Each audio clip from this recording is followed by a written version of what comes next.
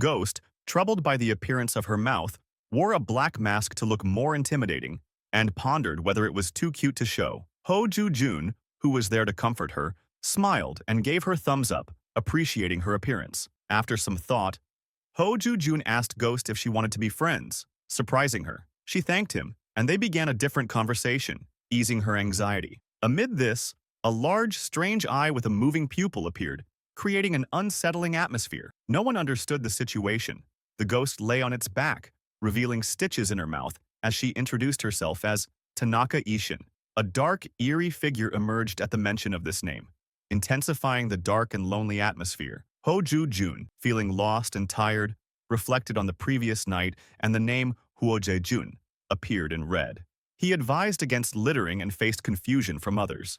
Kamiyo Kamika had been waiting for help from headquarters for a long time and was puzzled by the lack of response. She recalled how Shinyu Prefecture was among the first to witness the parade of 100 ghosts. It was the night of the new moon, a rare time when their realm was stable. Hanani Aki, the special operations leader at Tokyo headquarters, sat calmly amid the office chaos, eating strawberry-flavored snacks. She couldn't understand why the requested help hadn't arrived. Despite the country's disintegration, everyone was coping, and Kamiyo questioned the loudness in the office, as every place needed help. The group informed the boss about an unusual occurrence near Fukushima. Some members mentioned that Kamiyo Kamika had the most available free time. Kamiyo Miyako, a trainee at the Shinyu Prefecture Neon Agency, noted in her report that something was wrong and needed attention. The chief reported that both she and an unofficial psychic who had no apparent government ties witnessed a banshee descending. The agency's head recently admitted they were unaware of the full extent of the erosion and mistakenly identified the Oni as the slit-mouthed woman. A photograph confirmed this identity. Hanani Aki, in a panic, screamed as she felt like she was on fire and ran frantically to escape the heat. She was the last to learn about the old, large ghost that appeared but quickly dismissed the thought to focus on the urgent situation. She feared being blamed for malpractice. Hanani Aki reassured the boss that there was no need to rush, but he ignored her, believing that an unknown psychic had already mitigated the danger. The leader was skeptical of the term dispersed. Intelligence reports indicated that the psychic communicated with the banshee, significantly reducing the erosion. To comfort Tanaka Ishin, Ho Juju complimented her beauty, remarking on her bright, mesmerizing eyes, well-maintained teeth, and apple-red lips. Meanwhile, Hanani Aki realized that someone knew the true name of the banshee, and that the young girl from the Kamiyo family was too weak to combat the Oni. She suspected this individual was the one who had ended their relationship. Hanani Aki questioned the ritual of buying clothes for the banshee, contemplating the unique methods he might have employed. However, she observed that he did not seem to be trying to harm the girl. The woman appeared willing to relinquish her territory and revealed her name, suggesting that even an eccentric psychic could earn the trust of banshees. Hanani understood they would face an unpredictable new enemy once he aligned with the banshees. Kamiyo inquired if Hanani had undertaken any secret assignments for her job, prompting Hanani to wonder what they were instructing her to do. Huo Jejun was very upset and didn't know what was going on in his life. He thought about how books often made rebirth sound romantic and dreamed of meeting strange people who would treat him like a god. The low cost of living shocked him. Rent was 5-won, clothes were 7-won, and a car was only 3-won. Even with these small comforts, he was annoyed that he had to pay for other things all the time. This made him think about how kind he was and what bad luck is, and how to give hope to people who are sad. Who wrote the story of Huo Jujun's life was his main question. He thought that if he wanted to make 200,000 yen a month, he should work 2 hours a day, 7 days a week. It wasn't like sneaking monsters into the country. Someone gave him a flyer for a job as a waitress that had open hours and paid 2,000 yen an hour. This made him wonder if a monster cross-dressing cafe was really real. The cafe seemed sketchy because it had parts of both modern science and magical stories. Huo Jujun thought about what Confucius had said and decided that working there part-time would be hard. "Girl!" was yelled at him by a blonde woman with braids who was big and strong. The shop manager laughed and noted that she was there at the wrong time to look for a job.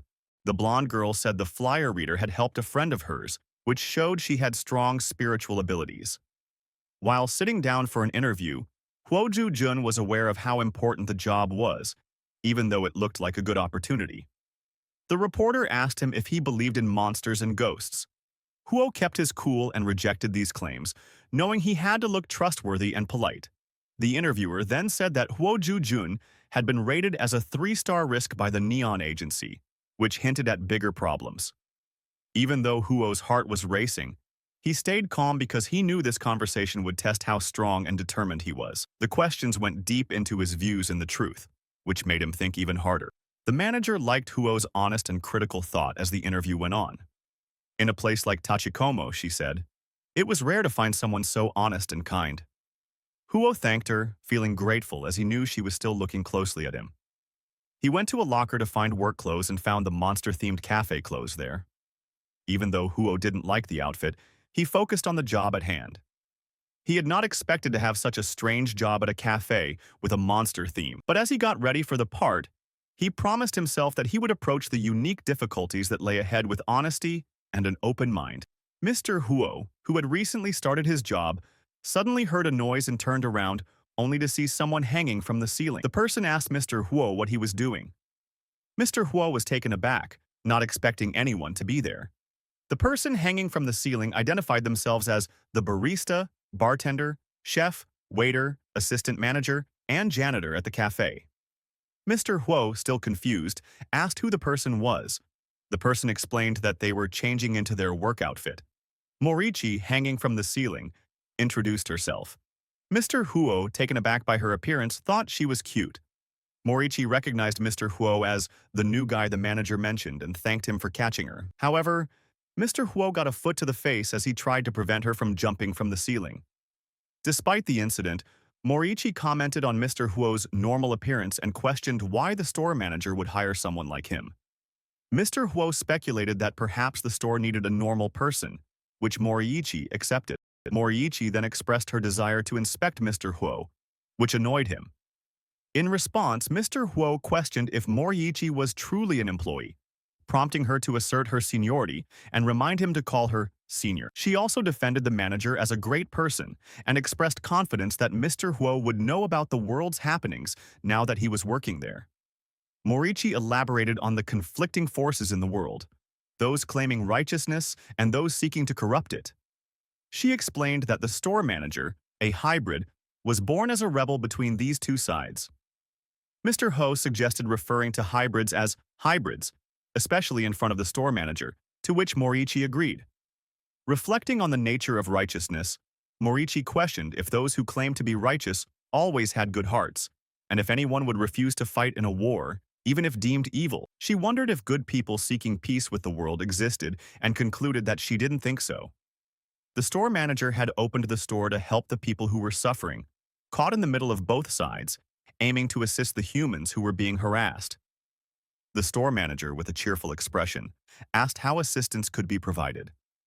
Ho Ju-jun, sitting on the ground, acknowledged that it would be difficult for an ordinary person like him to understand the complexities involved.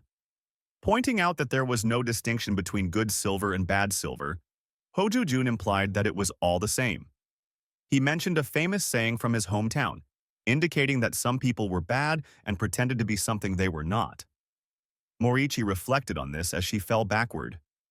Moriichi realized why the manager had hired Ho Ju-jun. She acknowledged that it was rare for someone to set aside their preconceived notions and help ordinary people in the dark. Moriichi admired Ho Ju-jun's willingness to help others despite his own biases. Ho Ju-jun, meanwhile, considered how the manager, with her giant muscles, had the right skills for the job. Ho Ju-jun excitedly thought about the high salary and the surprising discovery of a coffee shop that was actually a front for a darker organization. He likened the situation to a Yakuza intern war, feeling a thrill from the chaotic environment. Even though they were told not to, Ho Ju-jun felt the need to dress in their own way during a war in the graveyard. He chose to dress the way he wanted to. Someone asked Ho Ju-jun why he was dressed like a maid, while he excitedly suggested that they run the cafe together. Ho Ju-jun asked if the clothes he was wearing were appropriate for work, and the other character replied that he could wear men's clothes. The new worker was very excited and asked if they could do anything to help. Ghost cases could be solved by Ho Ju-jun. Being mean to a sketchy friend made that person hate him. That kid who was picked on said that a ghost had attacked them. The picked-on friend came forward and said he had been sexually attacked. He asked for help. One student said he thought the bad guy in his class who seemed to be trying to hurt him had something to do with what was going on. This led to the discovery of a bigger problem. The boss was shocked when he heard that the student had been raped at the cafe. A different student said that the shady guy didn't have any real-life friends because he always said he could see bad things. The shady guy was avoided because people thought he would bring bad luck. He wore black clothes every day and his face always looked lost. Everyone thought it was very strange that his hair looked like it had been chewed on by ghosts or monsters. The sketchy guy laid on the ground in the changing room and worked on his clothes. He always had a mess of hair and wrote weird things on Instagram. He finally lost it last week and kicked someone in the behind. Out of the blue, someone started to molest him one day, which caused him a lot of worry. He told the boss that he was also pretty bad, but he thought the shady guy was involved. When asked if he remembered the guy's name, he told the boss with confidence that he did. The shady guy then spoke up and said sorry to the store manager. Huo Jaejun, the newest worker, quickly apologized in the store manager's office. A cat girl with blue hair tried to stop her by yelling that she shouldn't come in that way, which made people nervous. Huo Jaejun said she was sorry and apologized. The cat girl told everyone that she was the new worker at the store and the bringer of love and justice. A customer said, "Huo Ju." As soon as he saw Huo got angry and asked who had called his name. When Huo saw him, he started to remember somewhere else where he had seen him before. The cat girl told Huo not to come out like that because he would scare everyone away in the store.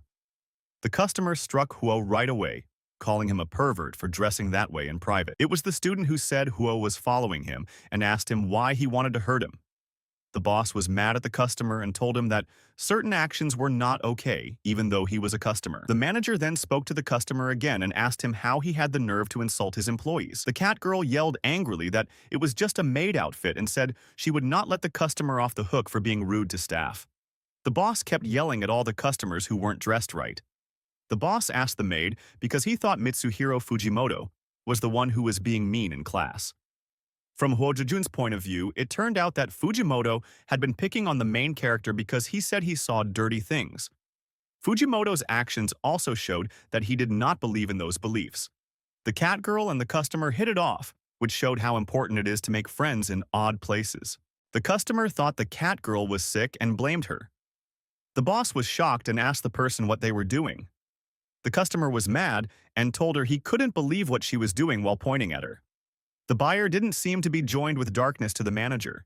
He just looked like a different person. The customer was clearly angry and told the cat girl she was looking for a fight when she wouldn't let go of his hand. On the other hand, the cat girl, who had a playful look on her face, seemed to enjoy the fight. In the dark, a customer saw a pair of strange eyes staring at him from everywhere. The customer and the girl with cat eyes sat at the bar. The boss looked at the girl and asked if she was the one being talked about. He was confused and didn't understand why she was looking at him like that. He came to the conclusion that she couldn't be spying on him. The customer was angry and said she was only admiring and looking at the girl with cat eyes. In answer, the girl said she had no idea what he was talking about. She then thought that she would have scolded him for 2 days and 2 nights if she wasn't so classy and laid back.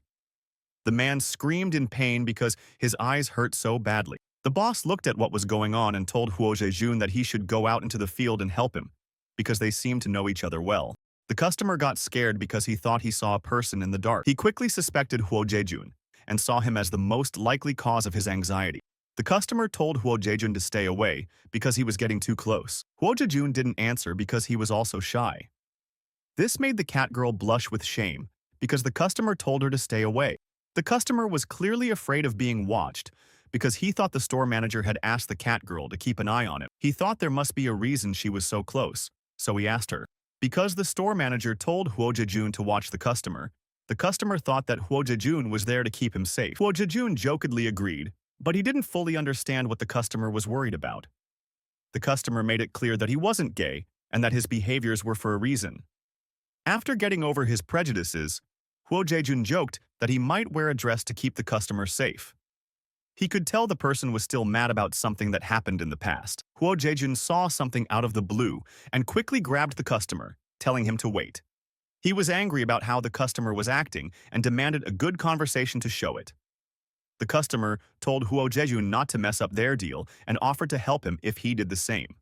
The person who had been following them was asked to join the talk by Huo Jaejun. The following hid behind a bush, but they were still interested. Huo Jaejun saw the follower again at the cafe. The follower was not hiding well. When Huo Dejun saw the customer, he got angry and suspicious. He connected Fujimoto Mitsuhiro's anger and claims of abuse to what was happening now, and thought Mitsuhiro had paid someone to scare him. When the figure came out, looking shocked to have been found, Huo Dejun knew it was Fujimoto Mitsuhiro. He knew that a fight between two foreign students wouldn't make things worse between countries. Someone grabbed Huo Dejun and told him to open his eyes.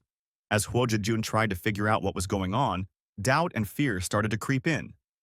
Huo Dejun felt he had to act quickly when a big man came up to him. Even though Huo Dejun knew he couldn't beat the man physically, he believed in his own ability. He knew the man didn't want to touch him because he thought he might be a thief.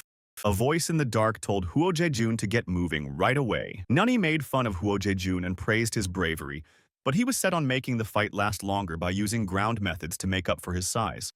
Nani was shocked by Huo Dejun's sudden move and made fun of him by asking him about his skills. Even though Nani made fun of Huo Dejun, he stayed resolved. Some people thought that Huo Dejun might not be black, but Japanese or Brazilian instead.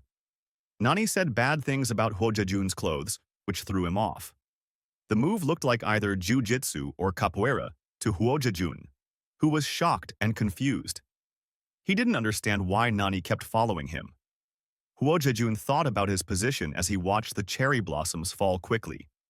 Nani looked for Huo Dejun in strange places because he was interested in his unique aura. Nani finally faced it one day, pushed by a strong feeling. Nani thought about how fast cherry buds fall and how fast he could get to Huo Dejun while sitting next to him. Still confused, Huo Dejun tried to figure out why Nani was acting so emotional all of a sudden. When Nani called out to Huo Dejun, he looked up in shock. He had no idea what would happen. Nani had a good hold on the customer. The customer was told that they would never be able to find their father no matter how hard they looked. They were shocked and jumped and looked up. The goal was to get the customer's attention, which was done. Then Nani told the customer that they were going to kill them everywhere. At that time, Huo Dejun was very mad. The goblin had just kicked Huo Dejun, but that wasn't what made him mad. It was the jolt that made him awake. His desire to learn martial arts dates back to his childhood. He became even more angry when he was told he couldn't follow his dream of learning martial arts. In the past, Huo Dejun fought while other kids played games and learned how to love. Huo Dejun worked out that afternoon while the other kids ate. He played in the trees and worked out with an old neighbor after the other kids went to bed. He learned new things and fought every day until he could use any martial art. On the first Earth, there was no real ki, so he had to just like any other student. The internet taught him about old fighting styles, Chinese martial arts, and computer warriors' mouth-heavy martial arts as he got older. He also learned how to fight using moves from video games like Zelda, Smash Bros., Resident Evil, Red Dead Redemption, and Pokemon, even though these styles didn't exist in real life. It was the best way for him to defend himself against any martial art. He kept following a short boy in his class around again when he was in high school. A new police cop killed him right there. He loved the short boys so much that he turned into a ghost and chased them after he died. As time went on, his bad thoughts slowly changed him into something else. It went from being annoying to stalking. If the person he was watching found out about him, he would kill them. He thought of the first time he stalked that cute little boy in his class when this kid hit him. He watched him eat ice cream with his backpack while hiding behind a trash can. If they found out, he would kill the person he was watching right away. He realized all of a sudden that he wasn't following people around because he wanted to be short. That was the main reason. He now saw that the boy in the cute outfit was cuter than the kid who looked like he was dead. He thanked his friend for making him look at himself, which freed him from the chains and pain. So he could leave in peace. He asked if his last wish could come true. Huo was shocked and said that he thought it was really cool that the person wasn't black anymore. He thought maybe he had hit the other character in the head, which whitened his face and stopped the blood flow. Then he thought about what the character wanted most in life. Huo Zhouju thought about how he knew it was like a routine. It became clear to him that these little guys really wanted to be strong, and he thought that it must be because of his amazing martial arts skills that they wanted him. Huo saw that in their culture, admitting defeat was a sign of shame. He agreed that this was clear. Huo pushed them to keep going and told them he could accept their loss. Then Huo Zhouju got ready to move forward. All of a sudden, Huo's face became very angry. As he reminded his opponent of his limits, he asked what his opponent was doing and why he was under her skirt when he had work to do. Another character argued that Huo couldn't do that, and asked if he had any training in the Triad Society. They then cursed in anger. The opponent was desperate, so he remembered what Huo had said and told Huo his last wish: to know what the bottom of a cute little boy's skirt smelled like. He said he would smell it and leave, but Huo, who was furious, couldn't believe he was serious. Huo threatened his opponent by saying that they were brothers and came from the same family. The opponent was shocked and said that Huo could do things that only an onmyoji could, even if it meant dealing with ghosts. In this tense encounter, both characters were dealing with their complicated feelings and societal expectations. Huo was trying to show who was in charge, while his opponent was feeling a mix of desperation and awe. Huo Jaejun was busy with other things when, out of the blue, a girl showed up and said she wanted to be his student. He yelled out in anger and shock, asking her why she was taking off her clothes in public. The girl kept doing her crazy things, which made Huo Jaejun very angry. Huo Jaejun got into another unpleasant situation the next day. He was told by another student that she thought he might have autism. At the same time, a girl with white hair named Lee Meiling greeted him in a shy way, not sure what was going on. Things got worse when the class president showed up and scolded Huo Jaejun for trying to get away from her careful eye. Huo Jaejun tried to explain himself because he felt stuck, but the class president wouldn't listen. She stated that she would be watching him from now on, which made Huo Jaejun angry. No matter how hard he tried to reason with her, she wouldn't listen. He started to wonder if she liked him. Later, Lee Meiling looked at the class president with a mix of interest and worry. She thought about the times they had met before and decided to look at her more closely this time. The class president told her to stay away from Huo Jaejun, saying he wasn't the right man for her. This stopped her in her tracks. It was hard for Lee Meiling to decide how she felt about him because she was torn and confused. Lee Meiling kept worrying about Huo Jaejun as the days went by.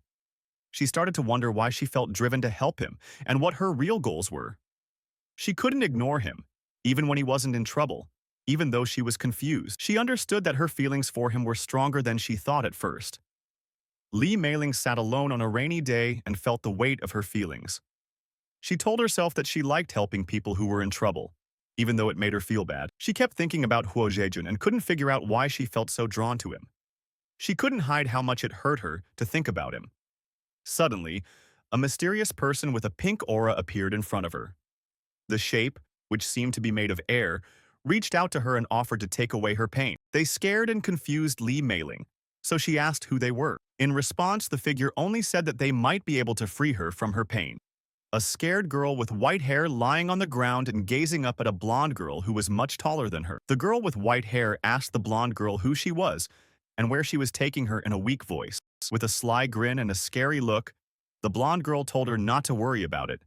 She thought to herself about how much money she could make by selling the girl with white hair.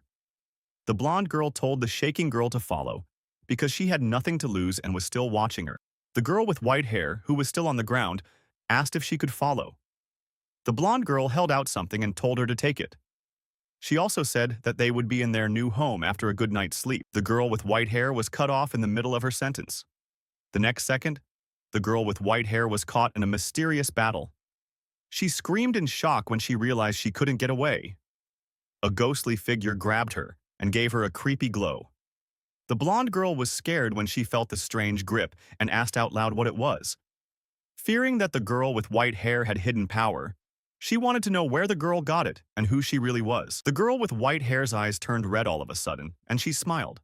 She told everyone how great she felt. She held up a picture and said that the boy in it would be hers alone because she felt so good. As red shadows and a dark smile appeared behind her, the mood turned scary. Why? After that, the scene changed to a big building that was dark and rainy. Inside, Huo Jaejun, with a confused look on his face, asked if they were talking about toilet business.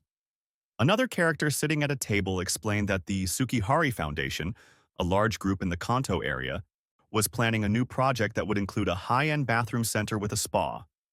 Still not sure what it was, Huo Jaejun summed it up as a big bathroom.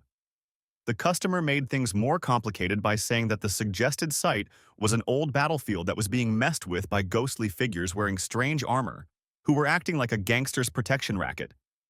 A girl with purple hair leaned her head on the table and wondered if this was where their team boss was looking into things, and if Huo Jaejun would be involved. Tensions rose in the otherwise quiet HUO room, as the ghost-type girl talked about the scary things that happened at the old battlefield.